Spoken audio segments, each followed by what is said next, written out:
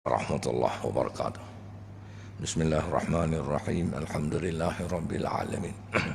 Wassalatu wassalamu ala asyrafil anbiya'i wal mursalin sayyidina Muhammadin wa ala alihi wa sahbihi ajma'in. Subhanaka la ilma lana illa ma 'allamtana innaka antal alimul hakim. Rabbi shrah li sadri wa yassir li amri wahlul 'uqdatam min lisani yafqahu qawli. Tuan-tuan dan puan-puan yang dirahmati Allah, alhamdulillah kita bersyukur kepada Allah Subhanahu wa taala. Dengan izinnya kita dapat bersama lagi pagi ini dalam kuliah duha.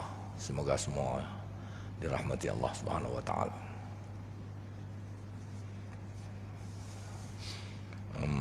Last kita berjumpa bila? Berapa? 12, 13 tu. 13 bulan 3. Saya tanya. 13 bulan 3, hari ni 10. Bulan 7, mana kurang 3 hari 4 bulan. Kurang 3 hari 4 bulan. Baik. Siapa ada buka muka surat 12. Muka surat 12 ya. Baik. Okey, persoalan yang keempat. Kita dalam mengaji bab solat ketika keuzuran. Jika tidak dapat berwuduk atau mandi, maka yang patut dilakukan untuk membolehkan seseorang melakukan solat dan perkara-perkara lain yang disyaratkan berwuduk atau mandi terlebih dahulu. Jadi ibadat yang mensyaratkan berwuduk terlebih dahulu sembahyang, sama ada sembahyang fardu atau sembahyang sunat. Fardu atau sunat. Dan ada ibadat yang tidak disyaratkan berwuduk tapi disunatkan berwuduk terlebih dahulu. Contohnya membaca Al-Quran, i'tikaf dalam masjid, melafazkan azan dan iqamah. Itu sunat berwuduk terlebih dahulu. Dan juga untuk kita baca, menghadiri kelas-kelas pengajian agama, baca-baca buku agama, itu disunatkan kita berwuduk terlebih dahulu. Ini cerita ni kita nak buat amalan yang disyaratkan berwuduk terlebih dahulu, macam mayang dan juga tawaf. Tapi kita tak boleh berwuduk atau mandi. Nak buat macam mana?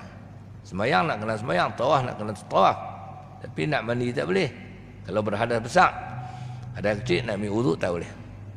Maka jawab dia, dalam keadaan demikian, dia wajib bertayamum bagi menggantikan wuduk, bagi membolehkannya melakukan solat dan ibadat-ibadat lain yang disyaratkan berwuduk atau mandi terlebih dahulu.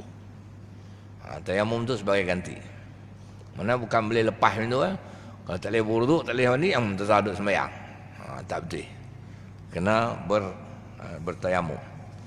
Kewajipan bertayamum ini berdasarkan firman Allah Subhanahu wa taala, wa in kuntum junuban fatahharu wa in kuntum marda aw ala safarin aw jaa ahadun minkum minal ghaiti aw lamastumun nisaa falam tajidu ma'an fatayammamu sa'idan tayyiban famsahu biwujuhikum wa aydikum min ma yuridu Allahu liyaj'ala 'alaykum min haraj walakin yuridu liyutahhirakum wa liyutimma ni'matahu 'alaykum la'allakum tashkurun. Ini ayat Quran yang menjadi dalil dan bukti bahawa tayamum itu sebagai ganti wuduk ataupun mandi. Dan jika kamu junub, itu berhadas besar, maka bersucilah dengan mandi wajib. Dan jika kamu sakit, tidak boleh kena air, atau dalam pelayaran. Dalam pelayaran ni maksud dalam perjalanan. Sekali kita duduk dalam kapal, pelayaran juga termasuk dalam perjalanan. Kita pergi Kuala Lumpur atau naik kapal terbang pergi Mekah dan seumpamanya. Atau salah seorang daripada kamu datang dari tempat buang air, mana dia buang air kecil ataupun air besar, menjadikan orang tu kembali berhadas kecil lah. Atau kamu sentuh perempuan. Atau kamu sentuh perempuan, ni maksud orang lelaki sentuh orang perempuan yang bukan mahram dia. Makna di sebaliknya orang perempuan pun serupa lah. Saya kira betul lagu lem, faham lagu lem pula. Orang perempuan sentuh lelaki-lelaki pun sabar. Iaitu persentuhan kulit antara lelaki dan perempuan menjadikan dia terbatal wudu. Okey. Sedang kamu tidak mendapat air, mana air tak ada untuk berwuduk dan mandi, maka hendaklah kamu bertayamum dengan tanah debu yang bersih. Tayamum dengan debu tanah yang bersih, iaitu cara dia adalah sapulah akan muka kamu dan kedua-dua belah tangan kamu dengan tanah debu itu. Allah tidak mahu menjadikan kamu menanggung suatu kesusahan, kepayahan, tetapi Dia berkehendak menyucikan kamu dan hendak menyempurnakan nikmatnya kepada kamu supaya kamu bersyukur. Apa maksud Allah Ta'ala tidak mahu kamu menanggung kesusahan? Artinya dalam keadaan yang berat itu, kita dah tak ada air untuk ni, dia tak paksa kita suruh pergi cari juga. Maksud itu, katalah air ada di Pulau Pinang, Sungai Tani tak ada air, Allah tak mahu kamu jadi susah, kita tak kena lah pergi Pulau Pinang. Contoh itulah. Ataupun kalau orang tu dia tak boleh kena air, tak boleh kena air, air ada, tapi kalau kena air menggigil teruk, Allah tak mahu kamu jadi susah, maka sebagai gantinya tayamum. Kalau kita duk gagah juga, sekali dia akan memudaratkan tubuh badan. Itu maksud dia. Jadi ni semua orang tahu dah, kita ulang kaji sebenarnya bab-bab tayamum ni. Tapi kena ingat, kadang-kadang main dia panik, main nak tayamum sekali, tayamum tak betul.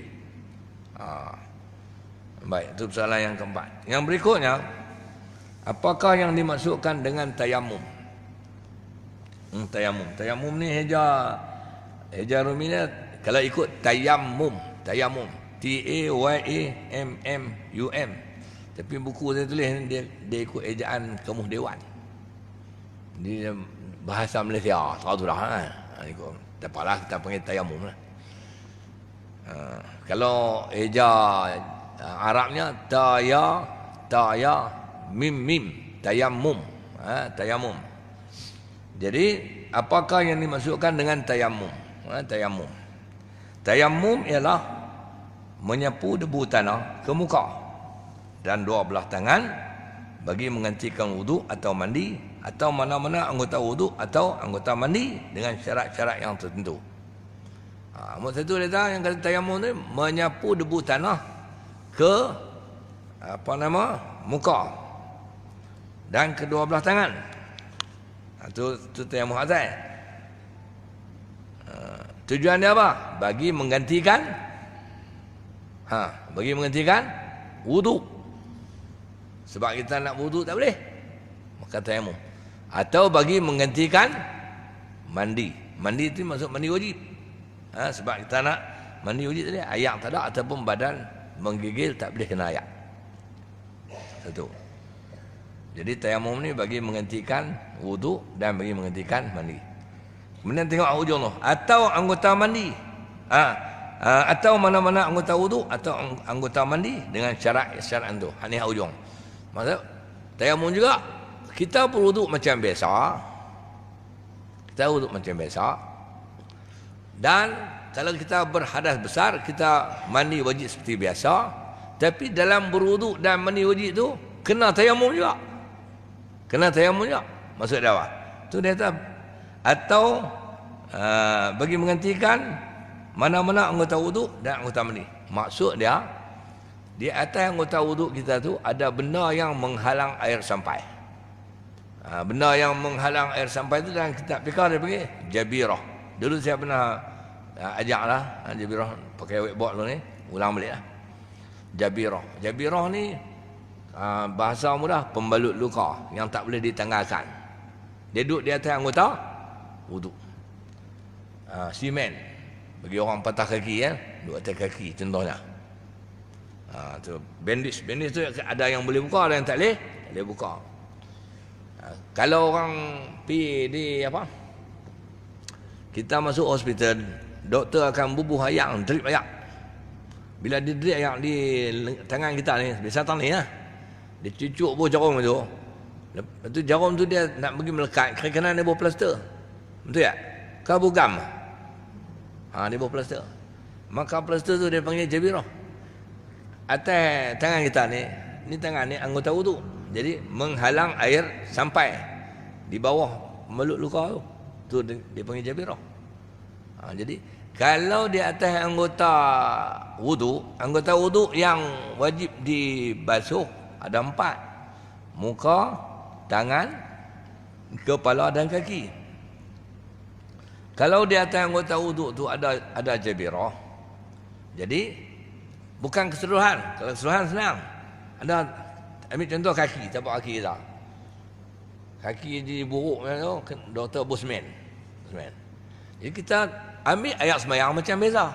Sapu muka, sapu tangan, kepala, kaki yang kiri boleh basah, kaki yang kanan tak boleh basah. Bermakna sebahagian daripada anggota wuduk kita tu tak boleh kena ayak. Itu maksudnya. Kita berwuduk macam biasa, mana-mana anggota wuduk yang boleh dibasahkan ayak, basah. Tapi yang tak boleh dibasahkan ayak tu, kita tak boleh sembahyang macam tu saja. Maka kita kena tayamum. Untuk membolehkan kita sembahyang. Tu kalau atas anggota wuduk. Kalau di atas anggota mandi 1. Anggota wuduk ada 4. Muka, tangan, kepala dan kaki. Anggota wuduk 1 saja. Apa dah? Anggota mandi 1 saja. Apa dah? Anggota mandi 1 saja, iaitu body. Body, badan. Jadi keseluruhan badan kita ni adalah anggota mandi. Dia tak sebutlah anggota mandi tangan, kepala tak, dia pakai satu. Iaitu badan tu adalah anggota mandi. Jadi kalau kita katalah di dada dia ni baru lepas operation, doktor balut tempek lah, dia tebuk ni. Buh lah apa-apa ni kan. Pemalut. Jadi kalau dia berhadap saat dia mandi, tang ni tak boleh kena ayak ni. Kena ayak melompat. Kena ayak melompat. Jadi kalau mandi tu ambil lah pot melo ke, tepurung cukup ni, mandi wajib lah. Masa ni tak ni. Oleh kerana anggota mandi tu, badan tu tak kena ayak keseluruhan, maka dia tak boleh sembahyang. Walaupun dia dah mandi wajib. Maka selepas mandi wajib, dia kena tayamum. Anggota wuduk tadi pun macam tu juga. Pada ambil sembahyang, dibasahkan anggota wuduk yang boleh dibasahkan, tak boleh basah tu, gantinya kena tayamum. Jadi tayamum ni faham ni ya. Kita bertayamum yang pertama bagi menggantikan wuduk secara keseluruhan, tak boleh ambil sembahyang. Ayak tak ada ataupun badan tak boleh kena ayak. Bagi menggantikan mandi secara keseluruhan, tetap mandi. Dan yang ketiga bagi menggantikan mana-mana anggota wuduk yang tak boleh kena ayak, dan sebahagian daripada anggota mandi yang tak boleh kena ayak. Jadi kalau kita faham ni lah, kalau bagi menggantikan wuduk dan mandi, mana keseluruhan tayamum tanpa wuduk. Bagi menggantikan anggota yang tak boleh kena ayak, bermakna wuduk kena ambil juga. Wuduk kena ambil juga, tapi dekat anggota yang boleh dibasahi ayak saja. Tak boleh basah ayak tu, kita kena bertayamum, baru boleh sembahyang. Itu contoh dah. Tapi dia ada 3 step maksud tu. Mok 1 ambil sembahyang dulu. Kalau mandi dulu. Mok 2 tak boleh tayamum ni. Kena celup tangan dalam ayak ataupun suar tangan di bawah pelapik tu basah. Tu kita sapukan jabirah tu dengan tangan yang basah ayak, sapu. Kalau di kaki ni ada semen sapu. Sapu tu. Keseluruhan yang ada jabirah tu bukan bagi atas dah. Kalau dia sampai ke bawah, sapu dengan sekali sapuan saja. Dia bukan nak bagi lencun, mana melalukan ayak yang basah di tangan tu dengan sapu kan tu, buat tu termat dengan cincai.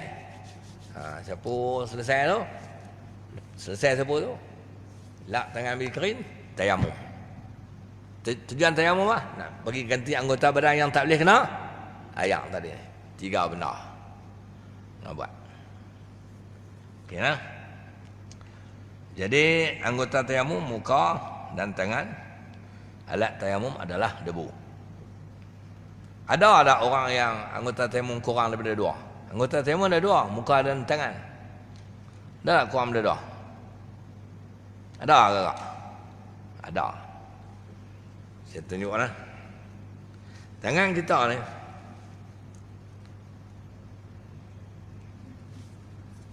tangan kita ni, yang kita tangan ni nak kena tayamum daripada sini ni. Daripada sini sampai ni orang panggil apa? Siku. Sampai siku. Ada setengah orang dia tangan dia terpotong. Potong ni. Tinggal bahagian atas ya. Kalau jadi macam ni, tali potong, ni potong, bermakna dia tak ada tangan. Sebab ni orang tak panggil, ni orang panggil lengan. Orang tak panggil tangan, tangan tali. Makna dia tak ada tangan. Bila dia tak ada tangan, kat ni saya, bermakna anggota tayamumnya hanyalah satu, iaitu muka. Iaitu muka. Ada setengah orang tangan dia terpotong sebelah. Belah ni tak ada. Sama ada di leher semula jadi tak ada tangan, ataupun ada lah sakit apa-apa lah, potong. Ada belah ni. Bermakna hanya tangan yang sebelah yang ada tu yang anggota tayamum. Itu maksudnya. Jadi bagi orang yang tiada tangan, anggota tayamumnya adalah muka sahaja. Macam mana kalau orang yang tak ada muka? Orang tak ada muka, tak payah tayamum, bolan tanah, selesai. Mati ya, kena pancung. Okey.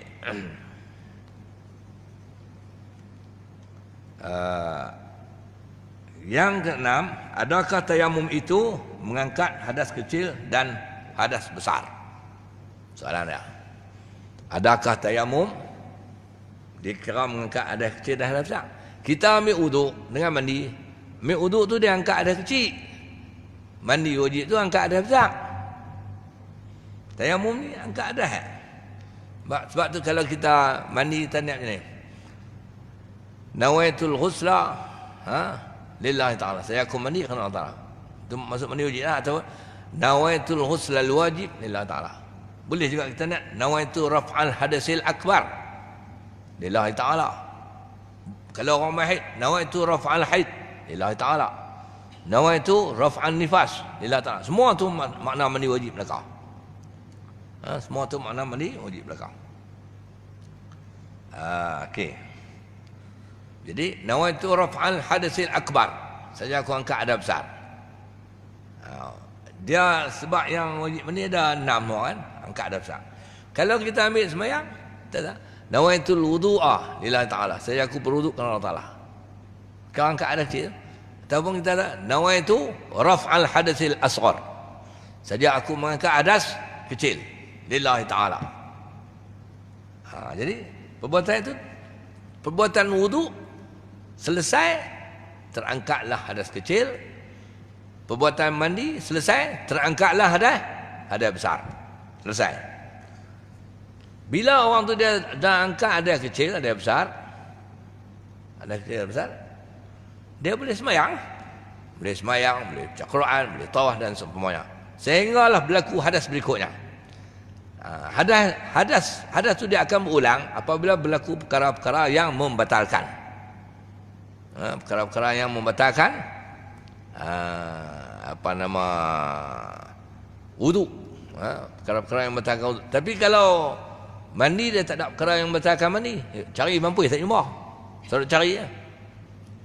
Kalau mandi tak ada perkara yang membatalkan mandi. Sebab tu orang kalau dia mandi wajib, ada lah perkara-perkara yang membatalkan mandi? Ada? Tak ada. Tapi perkara-perkara yang membatalkan wuduk ada. Okey. Kalau kita berhadas besar, mandi hadas besar, lepas tu kita mandi. Selepas kita mandi tu, tak boleh sembahyang. Tak ambil sembahyang tu malah. Tapi dengan syarat. Syarat apa? Sepanjang kita mandi itu tidak berlaku perkara-perkara yang membatalkan hadas kecil, membatalkan wudu. Sepanjang kita mandi itu tidak berlaku perkara-perkara yang membatalkan wudu, bermakna dengan mandi itu kita boleh sembahyang. Tapi kalau sepanjang kita mandi itu berlaku perkara yang membatalkan wudu, lepas itu kita nak sembahyang, kita wajib berwudu walaupun kita telah mengangkat hadas besar. Itu formula dia lagu tu. Jelas ha? Tu saya ada hantar kiriman video saya tu, siapa dapat lah. Tengok video saya tengok. Nampak tak? Saya duk ni lah musim PKP ni saya banyak buat video engkar-engkar tu hantar. Jadi orang yang kalau dia berhadap syak, ada orang tu tanya, kalau dia hadap syak, dia mandi wajib, lepas daripada mandi wajib nak kena ambil sembahyang tak? Tu soalan orang tu tanya. Nak kena ambil sembahyang tak? Nak sembahyang lagi? Jawabnya ya dan jawabnya tidak dan ya. Dia gitu. Tidak benar. Tidak ni maksudnya sepanjang dia mandi wajib tidak berlaku perkara-perkara yang membatalkan wuduk, jawab dia boleh terus sembahyang. Tak wajib ambil sembahyang. Tapi kalau sepanjang dia mandi wajib tu berlaku perkara yang membatalkan wuduk, hadas besar dia terangkat, tapi nak sembahyang tak boleh. Dia kena ambil sembahyang juga. Contohnya apa? Masa duduk tengah mandi, dia pergi pegang kemaluan dia. Pegang kemaluan batal tak wuduk? Batal. Tengah mandi dia kentut. Batal tak? Batal. Tengah mandi dia nak kencing. Batal tak? Batal. Tapi mandi tak batal. Tak ada perkara yang membatalkan mandi. Tapi dah selesai tu, saat lagi bila dah selesai mandi wajib, nak sembahyang. Walaupun hadas besar dah terangkat, tapi kerana sepanjang dia berhadas besar tu berlaku perkara yang membatalkan wuduk, maka dia wajib berwuduk untuk memulihkan dia sembahyang. Itu kaedah dia tu lah. Saya cari dalam kitab memang tak ada perkara-perkara yang membatalkan mandi. Perkara-perkara yang membatalkan wuduk memang ada. Habis. Jadi persoalan dia lah, adakah tayamum itu mengangkat hadas kecil dan hadas besar? Jawabnya tidak. Tidak. Hadas kecil terangkat dengan wuduk dan hadas besar terangkat dengan mandi. Sebaliknya tayamum adalah untuk membolehkan seseorang melakukan solat dan ibadat-ibadat lain yang disyaratkan berwuduk atau mandi terlebih dahulu. Oleh kerana terdapat keuzuran yang menghalang seseorang berwuduk atau mandi, maka dia tiada pilihan melainkan bertayamum untuk membolehkannya melakukan solat dan ibadat-ibadat yang tertentu. Okay. Jadi makna dia bila kita tayamum tadi ni nak bagi boleh sembahyang, nak bagi boleh sembahyang atau nak bagi boleh tawaf. Ni orang tu. Sama ada sembahyang fardu ataupun sembahyang sunat. Tak tayamum lah. Sebab nak ambil sembahyang ayak tak ada. Ataupun tak boleh kena ayak. Jadi macam mana caranya? Nawaitu tayammum listibahatis salah. Nawaitu tayammum listibahatis salah. Saja aku bertayamum untuk mengharuskan sembahyang. Mengharuskan ni membolehkan. Saja aku bertayamum bagi membolehkan sembahyang kan Allah Taala. Maka lepas tayamum sembahyang. Tapi hadas kecil tak terangkat juga. Ataupun kalau dia berhadas besar tak terangkat juga. Nak bagi terangkat kena mandi. Ataupun kena ambil air sembahyang. Berikutnya, adakah seseorang yang telah melakukan solat dengan bertayamum wajib mengangkat hadas kecil berwuduk dan mengangkat hadas besar mandi apabila hendak melakukan solat yang berikutnya? Dia semayanglah tadi ni dengan tayamum. Katalah semayang zuhur, dia semayanglah dengan tayamum. Lepas tu lagi dia semayang asar pula. Dia semayang asar. Dia nak kena tayamum sekali lagi ke? Ataupun pakai tayamum tadi? Jawapannya ada 6. Jawapannya ada 6.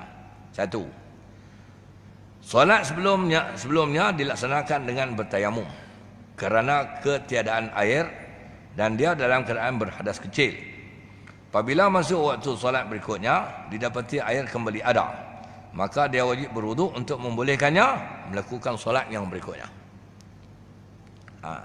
Solat sebelumnya dilaksanakan dengan bertayamum kerana ketiadaan air dan dia dalam keadaan berhadas kecil. Apabila masuk waktu solat berikutnya didapati air kembali ada, maka dia wajib berwuduk untuk membolehkannya melakukan solat yang berikutnya. Ini kes yang pertama. Dia ambil sembahyang ni pasal ayak tak, dia bertayamum pasal ayak tak ada. Dia bertayamum pasal ayak yang tak ada. Okey. Jadi sah dah sembahyang dah, sah dah pasal ayak tak ada. Nawaitu tayammum listibahatis shalah. Saja aku tayamum kerana untuk mengharuskan sembahyang. Lepas dia sembahyang zuhur tu, lepas sembahyang zuhur tu nak masuk asar, ayak ada. Nak masuk asar, ayak ada. Maka untuk sembahyang asar tadi ni, dia wajib berwuduk. Dia tak boleh tayamum lah. Dia wajib berwuduk untuk melakukan sembahyang asar. Ni dengar elok-elok saya tuan. Ini cerita ni sepanjang waktu zuhur tu ayak tak ada. Sepanjang waktu zuhur tu ayak tak ada. Elok orang bang asar, ayak ada. Maka dia tak boleh bertayamum lagi. Sebab tayamum dah hilang, dah tak ada lah. Jadi sebab bertayamum pasal ayak. Maka dia ambil sembahyang. Tetapi dengar elok. Kalau sembahyang zuhur tadi kena ayak tak ada. Kena ayak tak ada. Tapi waktu zuhur duk ada lagi, asar tak masuk. Tiba-tiba ayak ada. Tiba-tiba ayak ada. Dia dah sembahyang zuhur dah tadi. Maka jawabnya sembahyang dia tadi dengan tayamum tu kira batal.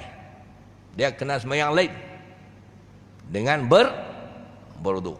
Tu kena faham elok. Ni cerita ni waktu kedua baru ada ayak. Maka sembahyang tadi okeylah. Jadi ingat no, kalau kita ambil sembahyang untuk sembahyang, kalau kita tayamum untuk sembahyang zuhur pasal ayak tak ada, untuk asar baru ayak ada, maka untuk asar tu ambil wuduk.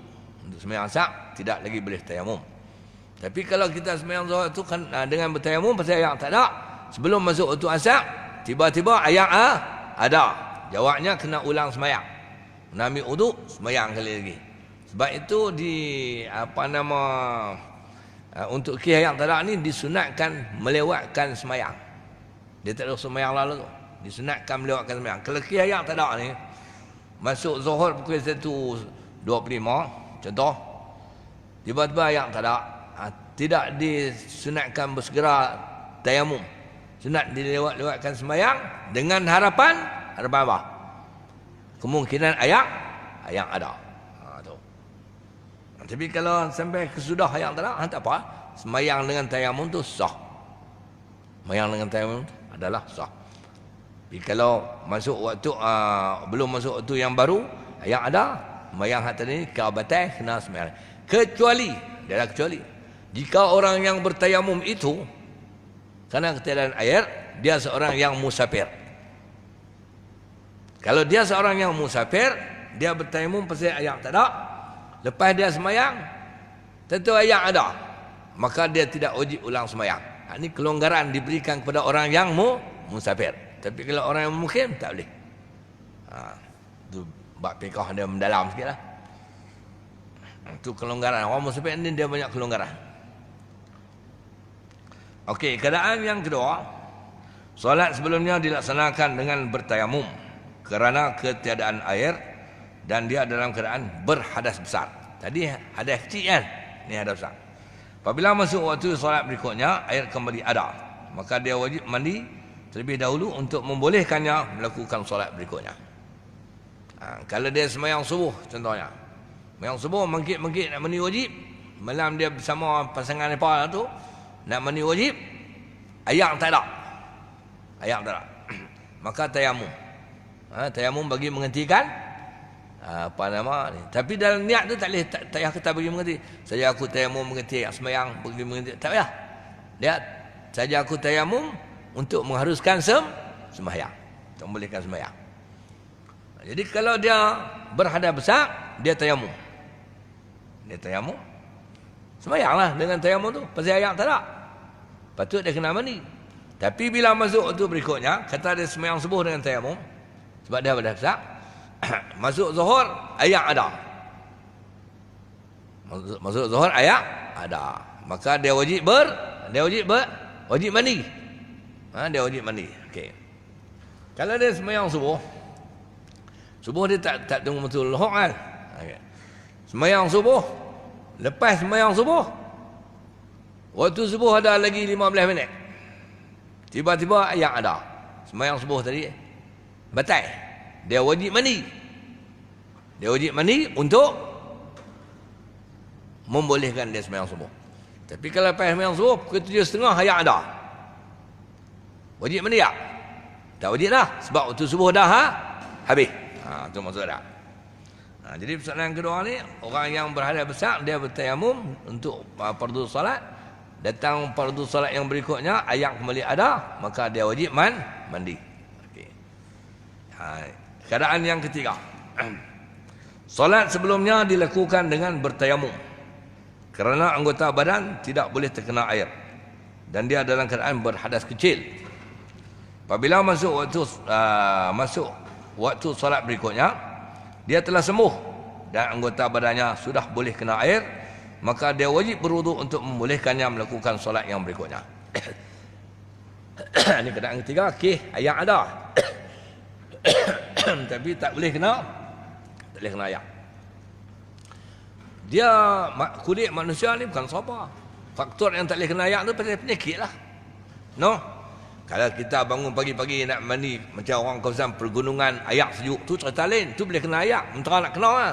Dan kena tak apa lah. Mula kena tu dan kena tak apa. Ni dia, kalau kena melompat dah. Atau penyakit dah lambat juga. Tu tak boleh kena ayak.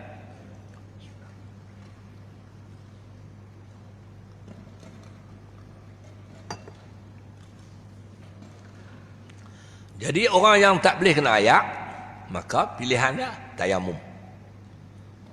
Dia berhadas kecil, nak ambil sembahyang tak boleh, tak boleh kena ayak, maka dia bertayamum pada waktu solat tu.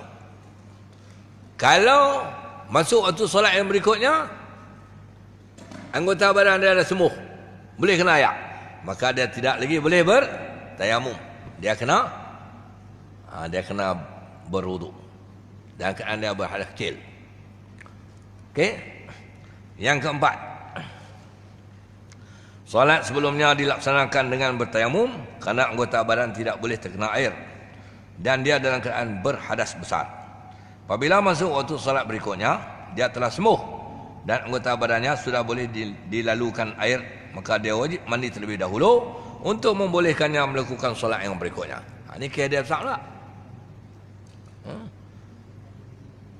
Ada besar, nak mandi tak boleh, kena ayak melompat, sakit. Sakit. Maka semayanglah dengan bertayamum. Masuk waktu solat berikutnya, badan dah boleh kena ayak.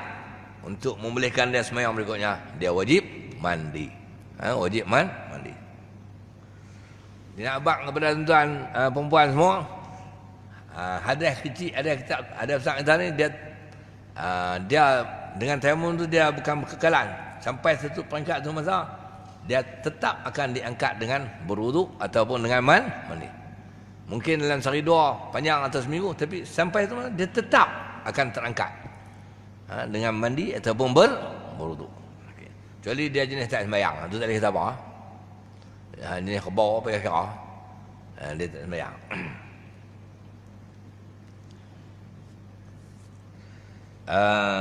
Yang kelima, solat sebelumnya dia bertayamum kerana ketiadaan air dan dia dalam keadaan berhadas kecil atau berhadas besar.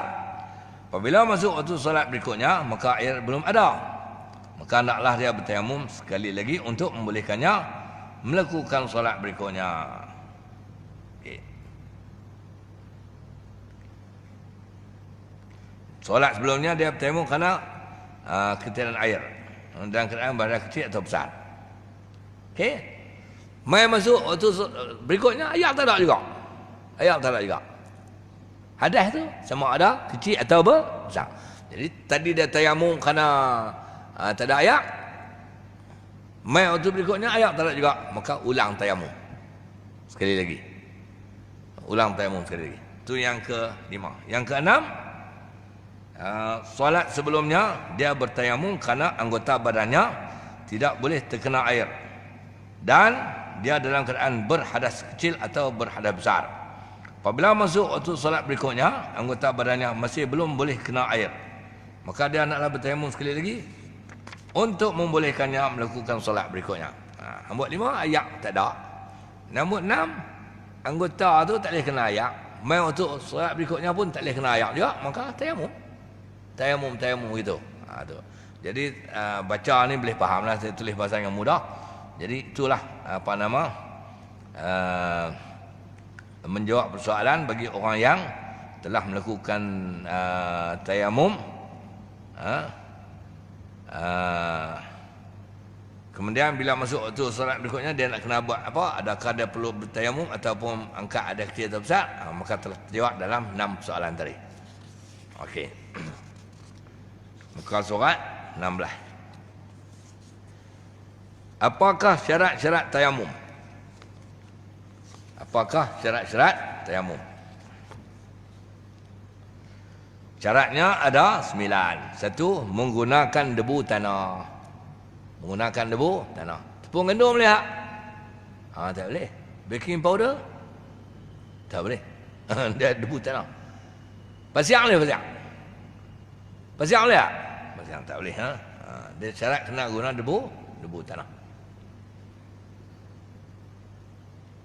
Okey. Kemudian bila debu tanah, artinya kalau tanah yang tak berdebu tak boleh. Ini dalam mazhab Syafi'i. Kalau tanah yang tak berdebu tak boleh.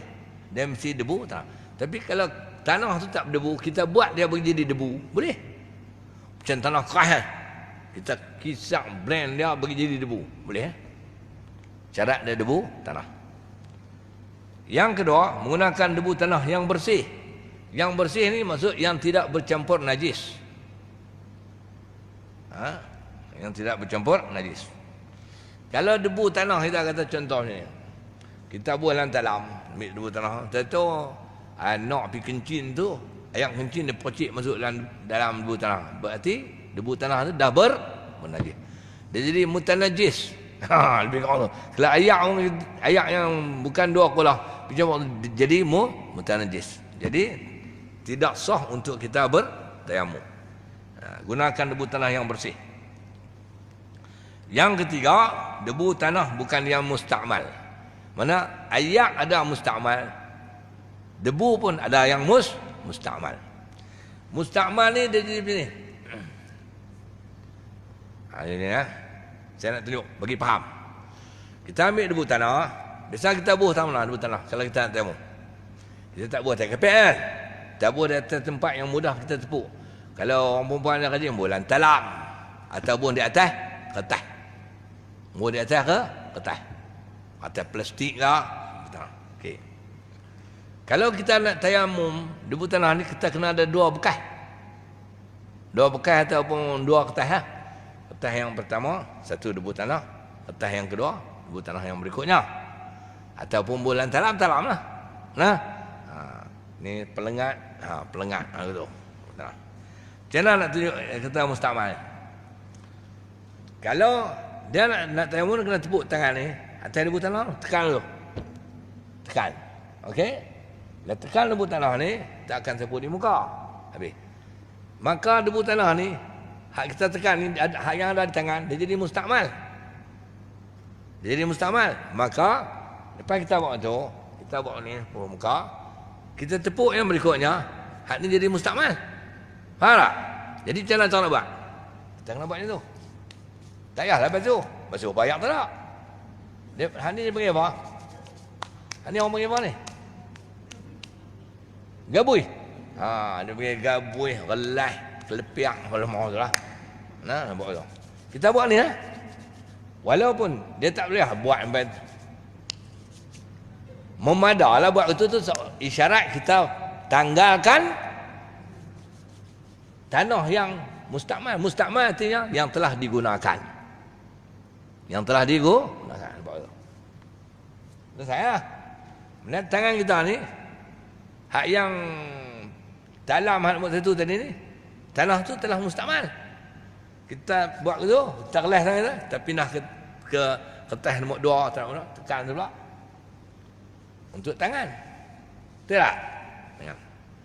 Jadi ni tak boleh. Artinya kita tak boleh tepuk 2 kali di atas tanah tu. Sebab ni dah jadi mustakmal. Ini tepuk ni lah. Dan mustakmal yang kedua ni, 2 tanah ni tadi ni, kita tak boleh campur tu, sekali kita mai buat pula. Sekali kita mai buat pula. Tak boleh. Sebab dia jadi mustakmal. Jadi mana kita kena cari debu tanah yang baru kalau kita nak ulang balik. Melainkan debu tanah mustakmal ni kita pitau dalam kumpulan tanah hak lori mai tengek dia ni. Macam kalau ayak ibarat kata dia 2 kolah tu, Lebihan. Dia pituk tu sampai tak tahu nak beza mana mustakmal, itu tak apa. Ada orang pituk tu. Tak ada kerja lebih. Okey. Jadi pastikan debu tanah bukan yang mustakmal. Kalau kita gunakan debu tanah yang mustakmal, maka tidak sah tayamum kita. Kalau tak sah tayamum kita, maka tak sahlah sembahyang kita. Tu. Habis. Nombor 4. Debu tanah tidak bercampur dengan benda lain seperti tepung, serbuk kunyit dan sebagainya. Kita debu tanah ni elok. Lepas tu debu tanah tu pi buh tang kat dapur. Tak kita nak tayamum, dapur. Lepas tu katalah contoh ni, siapa ada ayak tepung tu? Ayak tepung lah. Ayak-ayak tu maka terbanglah apa nama? Sedak-sedak tepung ni masuk dalam debu tanah. Artinya dia ada bercampur. Kunyit ke, garam ke, ajinomoto ke. Walaupun sikit, maka debu tanah tu sudah tidak jadi debu yang bersih. Maka tak sahlah kita bertayamum. Okey. Yang kelima, debu tanah disapu ke anggota tayamum jika debu tanah ditiup angin dan terkena di atas anggota tayamum, lalu terus berniat tayamum, maka tidak sah tayamum itu. Debu tanah tadi ni kena sapu. Dia tepuk tangan ni, sapu ni muka ni. Tepuk yang kedua, sapu di tangan. Perbuatan memindahkan daripada tangan pergi ke muka, dari tangan mai ke tangan, baru sah. Tapi kalau debu tanah ni kita tak usah pergi ikut belakang traktor. Traktor tengah putar kering. Faham tak? Traktor tengah putar kering, kita pergi ikut belakang dah. Ni mu'an bawah ni aku nak tayamum. Mana ikut traktor? Traktor bila dia putar kering, debu tu dia terbang. Betul tak? Dia terbang ambil buh muka kita. Elok lekat muka kita pun sapu terus. Maka tak sah tayamum. Sebab debu tu dia tak main ke muka kita dengan pindahan tangan, tapi dia main dengan traktor tolong. Cuma kita sapu dia. Tak sah. Dia kena pindah sendiri. Itu maksud dia. Yang keenam, hendaklah disapu debu tanah ke muka dan dua tangan sebanyak 2 kali tepukan. Tepuk kali tu untuk muka, tepuk kedua untuk tangan. Kalau tepuk kali muka, lepas tu kita peterai habis tangan, tak sah tayamum kita. Tak kena dua. Okey. Yang ketujuh, hendaklah dihilangkan najis terlebih dahulu sebelum bertayamum. Mana pada anggota tayamum kita ni, katalah di muka ni ada kesan darah. Darah tu najis. Ada jerawat. Tahu jerawat? Jerawat ni dia penyakit kulit lah. Dia tenyih jerawat, keluar nanah. Nanah adalah najis. Kena cuci dulu najis yang ada di muka. Tu hak jerawat di body kita hak semula jadi. Kalau cicak mai berak ke, burung kita duduk tengah tidur, tu burung mai pak buah atas hidung. Kita kena pastikan cuci dulu tik burung tu belum kita bertayamum. Najis. Yang ke-8, bertayamum selepas masuk waktu solat. Ni untuk sembahyang fardu. Kalau sembahyang sunat dia tak terikat dengan masuk ni. Kalau sembahyang di masjid adalah. Kalau sembahyang sunat yang terikat dengan waktu kena ni lah, kena waktu lah. Macam kalau nak sembahyang nak sembahyang raya. Dia tayamum lepas sembahyang subuh, tak mau lah. Dia waktu sembahyang raya lah. Tapi macam sembahyang sunat biasanya waktu-waktu tu tak upah kisah sangat. Sembahyang fardu ni. Jadi kalau dia nak sembahyang zuhur, kena pastikan waktu zuhur masuk, baru boleh tayamum. Kalau dia separuh tayamum sebelum masuk waktu, separuh lagi masuk waktu, pun tak sah. Apa maksud separuh tayamum? Dia tayamum tepuk muka, zuhur tak masuk lagi. Habis tepuk muka, zuhur pun masuk. Dia tepuk tangan. Jadi tangan tu di tayamum semasa zuhur dah masuk, muka zuhur tak masuk lagi. Jadi tak sah tayamum dah. Dia kena pastikan masuk waktu solat baru boleh tayamum. Kalau dia nak sembahyang solat fardu. Okey. Dan yang kesembilan, satu tayamum hanya sah untuk satu fardu solat. Untuk sembahyang fardu. Kalau dia sembahyang sunat tak apa. Kalau dia ambil sembahyang, ada tayamum sembahyang zuhur, sembahyang zuhur dan sembahyang sunat, tak apa dengan tayamum tu. Tapi kalau tayamum itu untuk sembahyang fardu zuhur, sekali asar, dia kena tayamum semula. Dia tak boleh kata saya tayamum ada lagi. Kata tu mana penin. Tapi kalau orang ambil sembahyang, tak ambil sembahyang, saya sembahyang ada lagi. Ada lagi betul tak betul lah. Okey. Tapi tayamum dia ada yang betul, tayamum dia ada. Kalau kita lepas tayamum kita kentut, batal. Batal. Tak begini batal, kita nak buat lain. Tapi dia bawa kepada waktu tu. Sebab syarat dia nak sembahyang fardu ni, satu fardu, satu tayamum. Mana kalau kita sehari tu tak boleh nak kena ayak ataupun ayak tak, 5 waktu kita sembahyang, 5 kali kita bertayamum.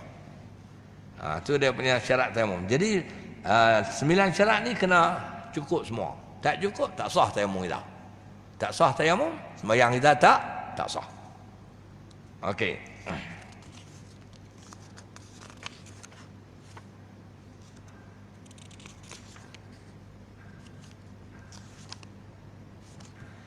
Yang kesembilan, apakah jenis tanah yang boleh digunakan untuk tayamum? Apakah jenis tanah yang boleh digunakan untuk tayamum? Okey, tanah yang sah digunakan untuk tayamum ialah tanah berdebu, kerana ia dilekatkan pada anggota tayamum. Tanah lain tak melekat.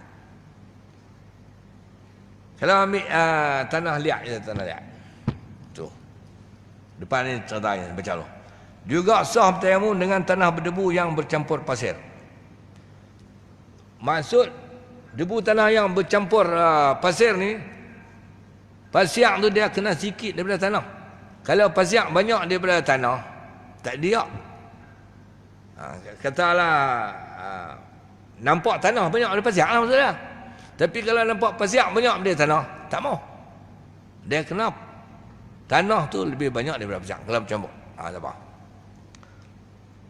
Tanah liat dan tanah keras tidak sah digunakan untuk tayamum. Demikian juga tidak sah bertayamum dengan menggunakan tanah berdebu yang bercampur dengan benda yang lain seperti tepung atau tanah berdebu yang bercampur najis. Hak syarat tadi satu talah. Jadi mau tak mau kita kena pakai tanah berdebu. Tanah liat tak sah, tanah keras tak sah, tanah bercampur dengan benda yang najis tak sah, tanah yang bercampur dengan benda yang tak najis tapi benda tu dia bukan jadi tanah pun tak sah. Tepung gandum, lagi baik tepung ubi macam-macam. Lah ni untuk amalan kita, debu-debu tanah ni ada orang jual. Ada orang jual. Zaman makin moden. Tak ada lah pergi belakang rumah, pergi korek dapat tumuk tanah pergi hancur. Ada orang jual debu tanah tu. Ambil pakai lah. Tak ada masalah. No? Patutnya benda tu kena simpan lah rumah. Tunggu bila-bila kita nak kena tayamum. Dalam konteks kau belah duduk dengan tani ni, kes hayak tak ada lah. Orang tayamum pasal sakit lah. Nah? Okay. Ataupun kurang-kurangnya tayamum pasal saya cerita tadi, menggantikan wudu, menggantikan mandi, dan hak tiga, menggantikan mana-mana anggota wudu atau anggota mandi yang tak boleh kena hayak, kena tayamum juga. Okey, yang ke-10.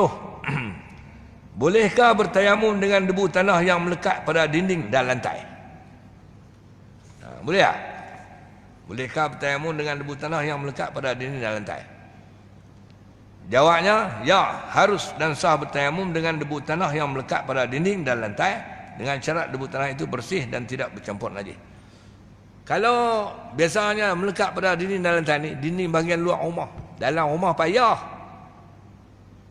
Kalau rumah kawasan bendang, musim-musim kering tu, maka angin dia bertiup kencang, dia menerbangkan debu, debu tu singgah di dinding. Kita nampak dinding. Kita boleh bertayamum tepuk tangan kita di dinding tu. Ataupun di atas lantai semen depan tu, ataupun kita kata tu taruh. Tak depan bilik tu, ada debu tanah. Boleh. Taruh. Kalau ada debu tanah, tepi. Tapi nampak black tu. Maklum apa ni nak tayamum? Awak tak ada cara lain. Ustaz kata boleh. Boleh. Tapi kena pastikan debu tu tak ada najis. Tak ada najis. Tapi saya berani pasti bukan ada najis tu atas tu. Kalau lembu tak masuk, kambing tak masuk, mana tak ada apa kencing. Tak tahu kok ada orang main masjid kencing tu.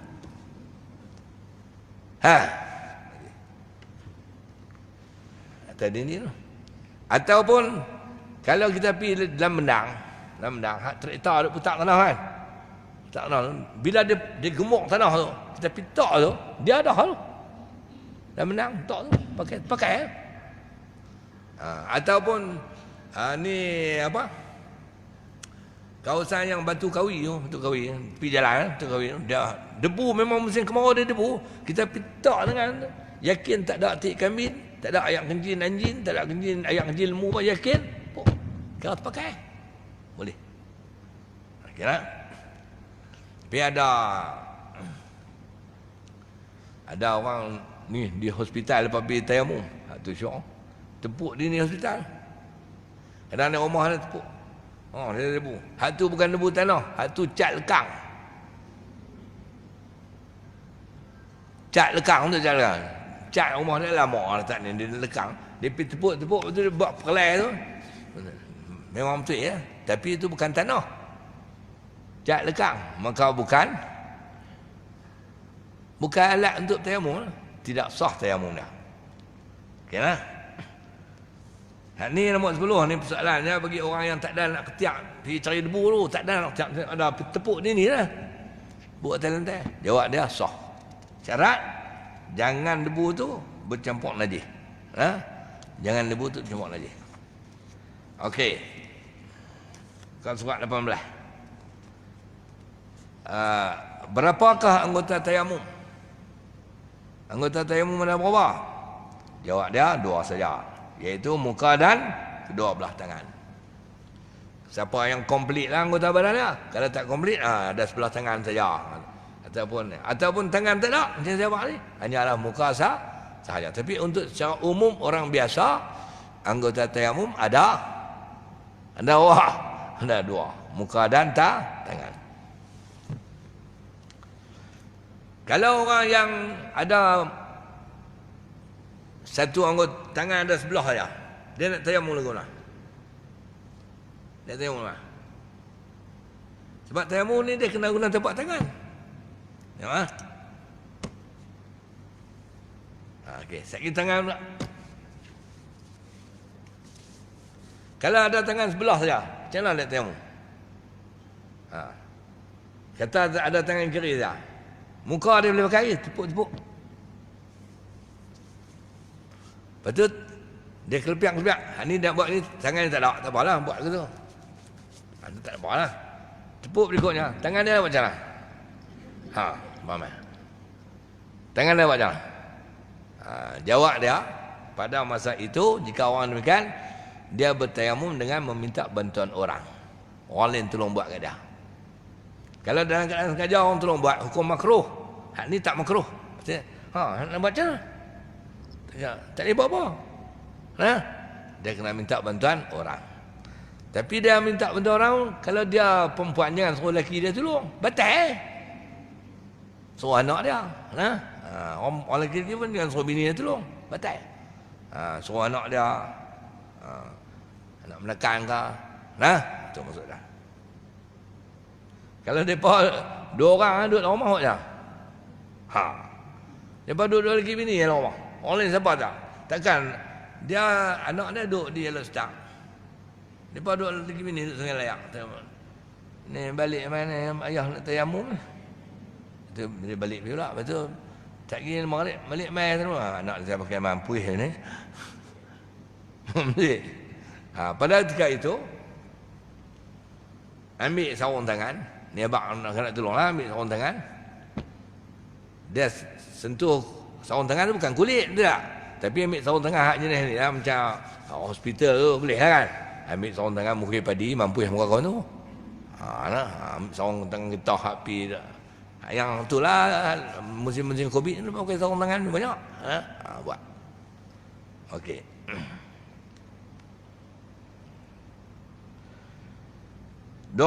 Terangkan kaifiat tayamum.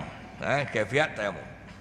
Ibnu Umar radhiyallahu anhu meriwayatkan bahawa Nabi sallallahu alaihi wasallam bersabda, "At-tayammumu darbatani, darbatun lil wajhi wa darbatun lil yadain ila al-mirfaqain." Dia kata tayamum itu dengan menepuk tangan ke tanah sebanyak 2 kali. Tayamum, dia kata tepuk tangan ke tanah sebanyak 2 kali. Tepukan pertama adalah untuk menyapu muka dan tepukan kedua adalah untuk menyapu kedua-dua belah tangan hingga ke siku. Itu kata tayamum. Berdasarkan hadis ini, kaifiat tayamum adalah seperti berikut. Nombor 1, menghadap ke arah kiblat. Ini sunat saja. Dia tak menghadap kiblat. Sunat macam mana kita berwuduk, kita menghadap ke kiblat. Kaifiat pertama kita menghadap kiblat. Tayamum.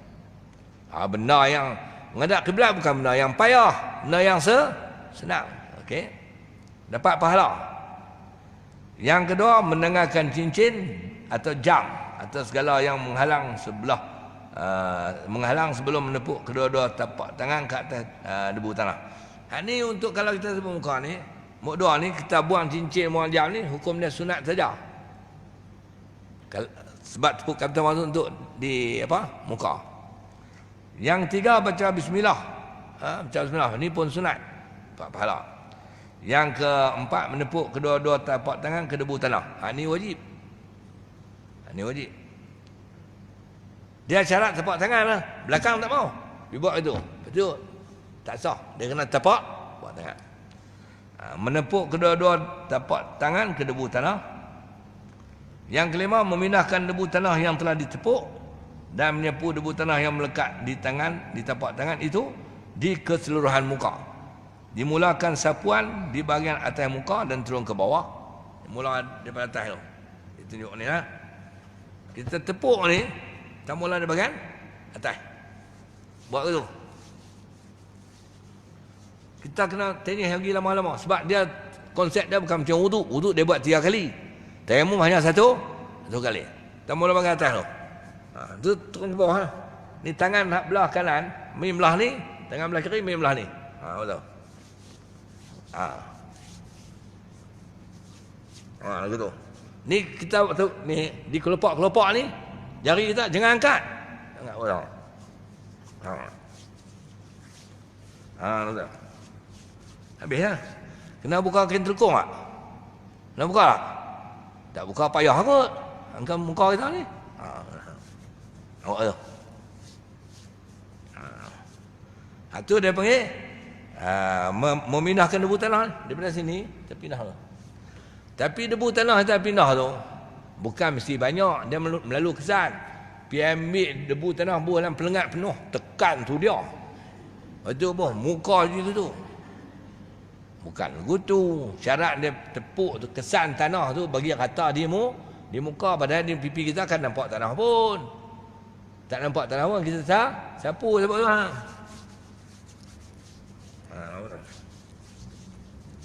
Pitsuluh ni cermin, tak nampak pun. Betul tak? Ada sikit-sikit tu ya, tapi kita telah lalukan dia. Itu maksud dia. Kemudian selesai itu,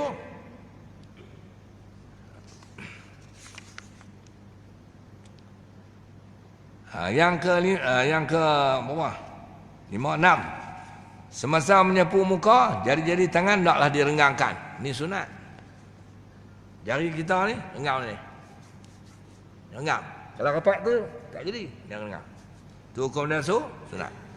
Kemudian yang ke-7, menanggalkan cincin sebelum menepuk kedua-dua tangan ke debu tanah untuk kali kedua. Sekiranya cincin itu tidak ditanggalkan pada tepukan pertama. Tepukan pertama tu menanggalkan cincin sunat. Yang kedua wajib. Pasal lagi kita akan pergi ke tangan. Kalau kita tak buka cincin, debu tanah tak akan kena di bawah muka cincin ni. Jam pun tu apa? Jam, gelang. Kalau orang pandai pakai gelang, nak buka. Okey. Yang ke-8, menepuk kedua-dua tapak tangan ke debu tanah. bukan untuk kali kedua. Yang kesembilan, memindahkan debu tanah yang telah ditepuk dan menyapunya di tangan, dimulakan dengan tangan kanan, di mana tapak tangan kiri menyapu tangan kanan, memula dari hujung jari ke siku. Apabila telah sampai ke siku, tapak tangan kiri dialihkan ke bahagian bawah tangan kanan, bawah tangan, dan disapu lagi dari siku hingga ke tapak tangan. Kemudian tanpa mengangkat tangan, maka tapak tangan kanan dipindahkan ke tangan kiri dan menyapu tangan kiri bermula dari hujung jari hingga ke siku. Apabila sampai ke siku, tapak tangan kanan dialihkan ke bahagian bawah tangan dan disapu lagi dari siku hingga ke hujung jari. Ini saya tunjuk. Tangan kita mana bawah, mana atas? Mana bawah, mana atas? Ini bawah, ini atas. Tengok saya tunjuk. Ini saya tepuk. Saya tepuk. Ini jam tak payah buka lah. Ini bukan ada debu pun. Contoh. Tepuk. Tangan ni. Ni. Tangan. Debu tanah ni dia ada di tangan. Dia ada dua-dua tangan. Tangan kanan dan tangan kiri. Tapi debu tanah kita nak mula hak tangan mana dulu? Kita nak mula hak tangan mana dulu? Hak tangan kiri dulu. Pasal kita nak tepuk tangan kanan. Okey. Ni tepuk. Jadi hak ni ada debu ni. Tapi tengok tak ada lah. Kita ada tepuk ada sikit. Tok ni. Mula bahagian atas tangan tu. Ni bahagian atas. Tapi cara tu dia turun bawah kan. Apa tu? Ni nampak. Buat tu. Masa sapu tu jangan buat gitu. Buat macam ni. Tangan tu. Tu. Begitu. Macam ni. Begitu. Jangan angkat. Angkat lagi jadi mustakmal pula. Buat begitu. Sampai ke siku. Ini sampai siku. Bila sampai siku, balik tapak tangan ni, balikkan ke sini. Balik ni. Buat kuning tak apa. Begitu ni bawah. Ni tengok tu. Balikkan ni dia panggil bawah, bawah tangan. Tunjukkan lagi. Begitu. Nampak eh? Nampak? Itu naik atas. Buat ni. Begitu tak apa? Sampai ke hujung. Hujung ni jangan buang. Sekarang ni dah bertemu tapak tangan. Sudah bertemu tapak tangan. Bila bertemu tapak tangan, buat ni. Sama ada dia nak main bawah tangan dulu tak apa, atas pun tak apa. Sini dah bertemu ni. Dia kena pergi bawah dulu. Buat gitu. Lepas tu pusing. Mak, pusing. Ataupun kalau nak buat ni dulu, dah buat ni, tak apa. Pusing tu.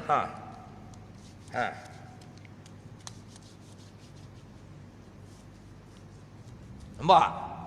Jadilah tayamum. Tapi jangan tengok tangan. Tak ada tanah pun. Tak ada tanah hampir pistan dalam lori. Dia maksud dia sapu. Okey. Dan yang ke-10, melakukan secara tertib. Tertib ni dia ni saja, iaitu muka dan tangan kena sapu muka dulu, lepas tu baru sapu tangan. Dia sapu tangan dulu, lepas tu baru sapu muka, jahanam. Dia kena tertib. Kalau dia ada dua tangan, dia pergi tangan kiri dulu, makruh. Dia kena ambil tangan kanan terlebih dahulu. Okey. Bilangan 1, 2, 3 dan 4 adalah sunat. Satu tu menghadap kiblat. Menghadap kiblat tu adalah sunat. 2, buang cincin untuk sapu muka tu sunat. Baca bismillah sunat. Put tangan kedua-dua tapak tangan ke debu tanah. Okey. Ada 4 lah. Bukan 4 tu wajib. Dan 6, iaitu merengangkan jari. Itu hukumnya adalah sunat. Okey, yang berikutnya. Adakah semasa tayamum wajib disampaikan debu tanah di celah-celah janggut dan jambak? Ini Pakistan. Okey. Adakah semasa tayamum wajib disampaikan debu tanah di celah-celah janggut dan jambak? Jawabnya tidak wajib buat demikian. Dia tak sama dengan wudu. Wudu ayak boleh sampai. Tayamum debu bahagian muka tak apa nak nampak. Tidak wajib buat demikian. Jika bahagian muka ada janggut dan jambang, maka memadai disapu debu tanah ke seluruh bahagian muka dan bahagian zahir luar janggut dan jambang. Mana dijenggut tu buat gitulah. Ha? Tak payah duduk selak-selak. Nah. Okey, pasal apa? Janggut dan nyemang tidak wajib diselati dengan debu tanah kerana kesukaran berbuat demikian. Payah. Okey. Yang berikutnya. Adakah tayamum hanya terbatas kepada individu yang berhadas kecil sahaja? Adakah tayamum tu hanya untuk orang yang hadas kecil saja? Jawabnya, tayamum tidak hanya terbatas kepada seorang yang berhadas kecil sahaja, bahkan ia juga diharuskan kepada individu yang berhadas besar. Ini bermakna seorang yang berhadas kecil atau berhadas besar, dia wajib bertayamum bagi menghentikan wudu atau mandi dalam keadaan ketiadaan air atau berkeuzuran daripada menggunakan air. Dua, hayak talak ataupun uzur. Okey. Ia bertujuan untuk membolehkannya melaksanakan solat dan ibadat-ibadat lain yang mensyaratkan berwudu atau mandi sebelum melakukannya. Okey. Firman Allah Subhanahu wa taala. Ya ayyuhalladzina amanu idza qumtum ila sholati faghsilu wujuhakum wa aydiyakum ila al-marafiq wamsahu bi ru'usikum wa arjulakum ila marda aw safarin aw jaa ahadun minkum min al-gha'iti aw lamastumun nisa' falam tajidu ma'an fatayammamu sa'idan thayyiban famsahu bi wujuhikum wa aydikum min ma yuridullahu liyaj'ala 'alaikum min haraj walakin yuridu liyutahhirakum wa liyutimma ni'matahu 'alaikum la'allakum tashkurun. Wahai orang yang beriman, apabila kamu hendak mengerjakan salat padahal kamu berhadas kecil, maka berwuduklah, iaitu berbasuhlah muka kamu dan kedua-dua belah tangan kamu meliputi siku, dan sapulah sebagian dari kepala kamu dan basuhlah kedua-dua belah kaki kamu meliputi buku lali, dan jika kamu junub, yakni berhadas besar, maka bersucilah dengan mandi wajib, dan jika kamu sakit tidak boleh kena air atau kamu bersentuh perempuan dan kamu tidak mendapat air untuk berwuduk atau mandi, maka hendaklah kamu bertayamum dengan tanah debu yang bersih, itu sapulah akan muka kamu dan kedua-dua belah tangan kamu dengan debu tanah itu. Allah tidak mau menjadikan kamu menanggung satu kesusahan, kepayahan, tetapi dia berkehendak membersihkan, menyucikan kamu dan hendak menyempurnakan nikmatnya kepada kamu supaya kamu bersyukur. Ini ayat Quran cerita pasal cara tayamum lah. Cara tayamum. Okey. Dan last, inilah muat 15. Ketiadaan air adalah salah satu syarat yang mengharuskan tayamum. Adakah ketiadaan air itu syarat mutlak atau bersyarat? Dulu kita bisa mengaji dah pasal tayamum ni. Ini cuma soalan masa orang uzak. Adakah sasa ayat tak nak terus boleh tayamum? Begitu lah? Tak. Itu dia mutlak. Sebaliknya dia ada syarat. Tidak harus. Artinya tidak sah bertayamum bagi orang yang ketiadaan air kecuali dengan beberapa syarat berikut. Syarat yang pertama, dia yakin akan ketiadaan air di sekelilingnya. Dia yakin air tak ada. Kalau dia duduk rumah flat, dia buka pilih air tak ada. Boleh jadi orang tingkat bawah ada air. Boleh jadi kalau turun pergi surau bawah ada air. Dia kena yakin di sekelilingnya tak ada air. Baru dia boleh. Ada setengah orang lagi macam ni. Air, sadar kata potong air. Tak ada air. Tapi kawan sebelah tu rumah dia ada air. Dia simpan air. Berarti ada air. Ada air. Okey, yang kedua, jika dia hanya agak tiada air di sekelilingnya, maka dia hendaklah mencari air terlebih dahulu di sekelilingnya, itu hadapan dan belakang, kiri dan kanan. Kena cari. Jangan agak dia betul cari tak tahu. Dalam konteks kita lah senang, tak ada masalah. Start kereta. Start kereta api. Masjid ni tak ada air, pergi Masjid Al-Amin. Tak? Tak ada air, pergi di Pekan. Ada. Dan yang ketiga, ada air di sekeliling tapi sukar untuk mendapatkannya. Seperti kawasan air dikepung oleh musuh atau tidak timah atau alat untuk mengambil air dari telaga yang dalam. Ini style kita lama. Telaga ada, lah tak apalah, ada kemudahan duk pergi saya telaga. Dulu pakai timah kita lah kan. Tengok Allah. Timah tak ada. Kadang-kadang timah ada, tali tak ada. Kadang-kadang tali ada, timah tak ada. Lebih kurang tu. Nah. Ataupun musuh. Musuh ada. Katalah, tentu sungai. Ayak ni style zaman lama-lama lah. Sungai, ada ayak. Tapi, sebarang tu sungai, tapi musuh dia jaga. Musuh dia jaga. Musuh Islam lah. Pergi nak ambil air dia tak pergi. Kalau nak ambil air ni tak pergi. Kalau ambil dia tembak, mati. Jadi kita mana satu tak ada pilihan. Kita kena bertayamum. Syarat yang keempat, sekiranya air ada air di sekeliling tetapi tidak mampu diperoleh secara percuma, maka dia wajib membelinya jika pemilik air mahu menjualnya.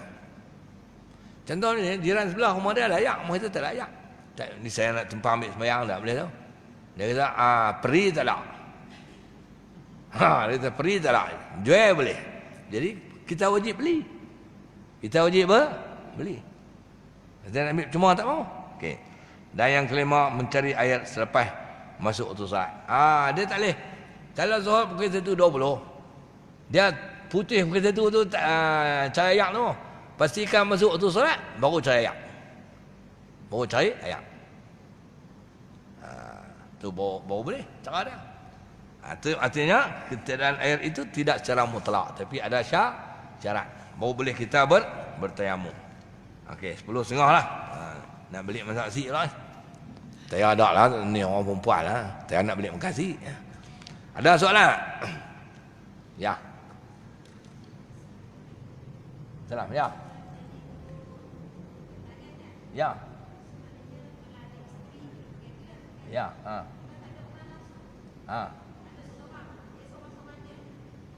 Oh, dia seorang-seorang dia. Buat macam mana? Dia duduk sebatang kara. Pasal tangan dia tadi ada sebelah lah. Ada sebelah, tak ada orang tu. Okey. Pada ketika itu, sebab dia tak boleh tak tayamum, tak boleh, dia kena tayamum juga. Okey, jika tidak ada orang langsung, maka pada ketika itu dia semayang. Dulu saya mengajar tajuk apa? Faqidut tahurain. Mayang dihukum orang yang tidak berwuduk atau bertayamum kerana kesukaran. Dia semayang. Mayang tu semayang hormat waktu. Mayang hormat waktu. Esok kalau selesai buat semua tu, tiba ada orang main tolong dia. Tolong tayamum dia. Tapi semayang hormat waktu tu tak angkat waktu semayang tu, sekadar hormat waktu sahaja. Ini kena qada lah. Bila ada orang tolong buat apa semua, dia kena qada balik. Pasal nak semayang dia mesti salah satu berwuduk ataupun tayamum. Jadi kalau tak berwuduk tak tayamum, itu nama dia semayang hormat waktu. Tak ada orang tak apalah, semayang hormat waktu. So ada orang dia tolong buat balik, itu semayang qada. Semayang qada. Okey, ada lagi tak?